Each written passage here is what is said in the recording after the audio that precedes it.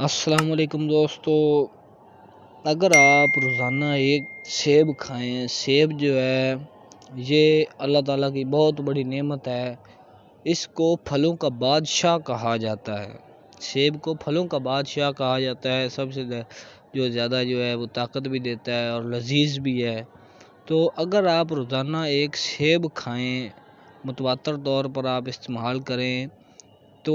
آپ کو انشاءاللہ ڈاکٹر کے پاس جانے کی ضرورت نہیں رہے گی۔ اور ایک سب سے بڑی بات، اگر آپ 2 سے 3 یا 3 سے 4 سیب آپ روزانہ صبح خالی پیٹ اور شام کو کھانا کھانے سے پہلے اگر آپ ان کو استعمال کریں گے تو میں گارنٹی سے یہ بات کہتا ہوں، کیونکہ یہ میری بات خود کی نہیں ہے، یہ تقریباً 100 سال پہلے لکھی گئی کتاب جڑی بوٹیاں اور ان کے فوائد، اس میں یہ بات مذکور ہے کہ کوئی انسان اگر 3 سے 4 سیب صبح اور 3 سے 4 سیب شام کو کھاتا ہے تو اس سے